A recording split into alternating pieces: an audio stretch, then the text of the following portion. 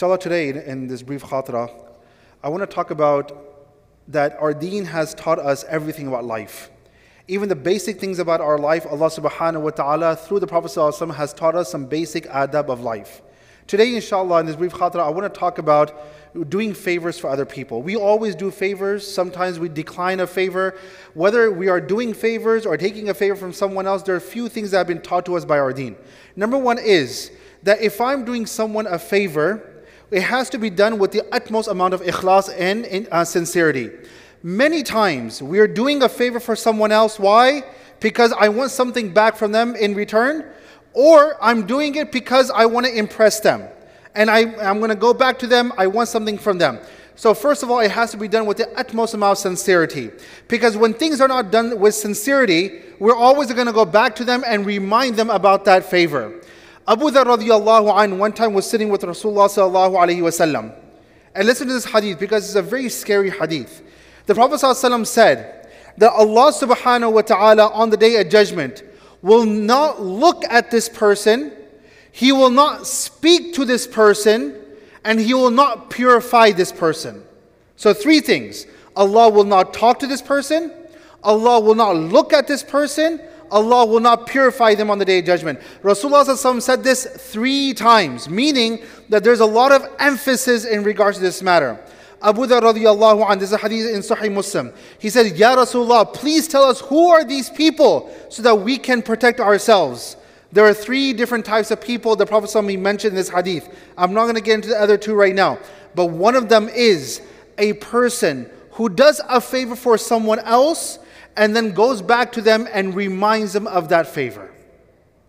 How many times we do favors for other people, and when we go back and we ask them for a favor and they said no, we often remind them of that favor. If I'm doing someone a favor, I should be expecting the ajr and the jaza only from Allah subhanahu wa ta'ala. That is our mentality and that should be our attitude. So next time when I'm doing anyone a favor, then make sure that first of all we have a sincere heart, and number 2 is we're expecting the jaza only from Allah subhanahu wa ta'ala. That's the very first thing. The second thing that we learn about and that has been taught to us by our deen is that do not forget about the favors of those who have done, or do not forget about those who did favors for you in your life. Shayma was the foster sister of Rasulullah sallallahu alaihi wasallam. The Prophet ﷺ did not have necessarily sisters of his own. He did not have brothers of his own, but he had foster brothers. He had foster sisters. After the battle of Hunayn, when there were captives, this woman, Shayma, she came forward and she says that I want to visit my brother Rasulullah sallallahu alaihi wasallam. The Sahaba, they said, we have never ever heard Rasulullah sallallahu alaihi wasallam talking about him having a sister. And she said that I'm not his biological sister, I'm his foster sister. But if you go and you remind him, perhaps he will remember. She came, she was brought before Rasulullah sallallahu alaihi wasallam. And you have to understand, when did the battle of Hunayn take place? And when was Rasulullah ﷺ living with his foster mother, Halima as-Sa'diyah? We're talking about almost 60 years. A 60-year gap.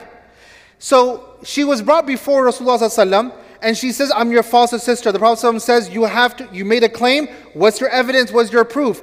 She then showed, and she said that I was holding you one time, and she showed a mark on her body where she was bit by Rasulullah sallallahu alaihi wasallam. And at that time, Rasulullah sallallahu alaihi wasallam, he remembered.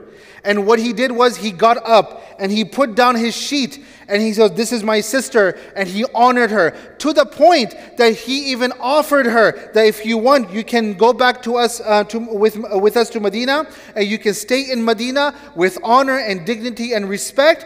Or if you want, I can give you some of this dunya and you can go back and I can escort you back to your tribe. And she chose that I want to be reunited with my tribe and I want to be sent back home, and you can send some gifts our way. But the point is that many of us, we forget about the favors. We move so much fast in our dunya and we grow up that we forget about the favors of those who did things in our life. And sometimes we see that even people grow up And mashallah, Allah has given them some intellect. Allah has given them some dunya. And many times Allah has given us some certain favors in life that even we know those people, but we completely ignore them. Why? Because I feel that I'm in a position of advantage. What we have been taught by Rasulullah sallallahu alaihi wasallam is, do not ever forget about the favors and those people who did things for you in your life. And the very first group of people that we should never ever forget about is our parents.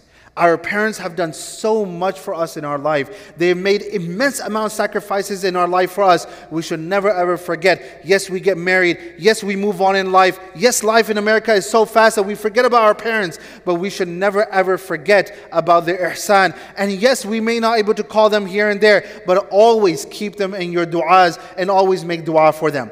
The third thing when it comes to doing favors is that our deen has permitted that if you want to make a condition, you are allowed to make a condition. For example, you're doing someone a favor. You can say, this is my condition. You want my favor? This is my condition. And if they accept, then they accept. Why? How do we know this? From the story of Musa and Khatira. Khatira said, Musa alayhi salam came to Khatira and said, I want to travel with you. I want to learn from you. What did Khatira say? He says that yes, now he's doing him a favor, right?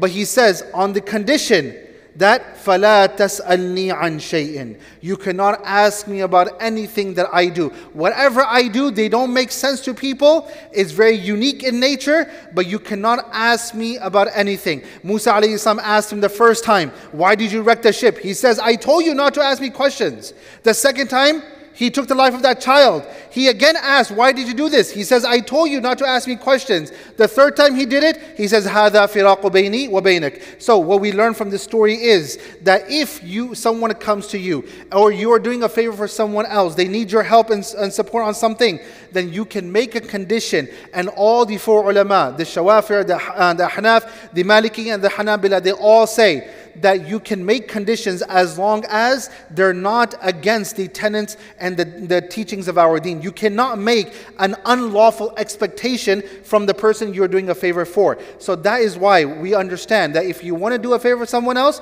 then you can do a favor for them. But at the same time, if you want to make conditions, you can make conditions. And lastly, even if someone is not willing to help you, or you are in need of help yourself, when you go out of your way to help someone else out, then Allah subhanahu wa ta'ala will always help you in your affairs.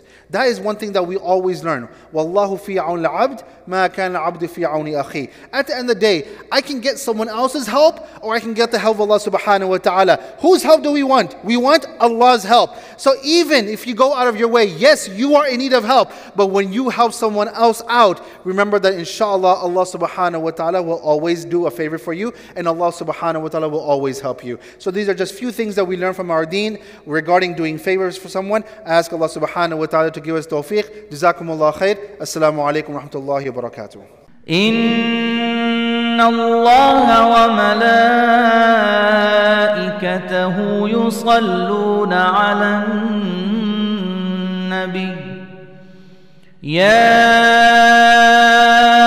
أيها الذين آمنوا صلوا عليه وسلموا تسليما إن الذين يؤذون الله ورسوله لعنهم الله في الدنيا والآخرة وأعد لهم عذابا مهينا والذين يؤذون المؤمنين والمؤمنات بغير ما اكتسبوا فقد احتملوا بهتانا وإثما مبينا.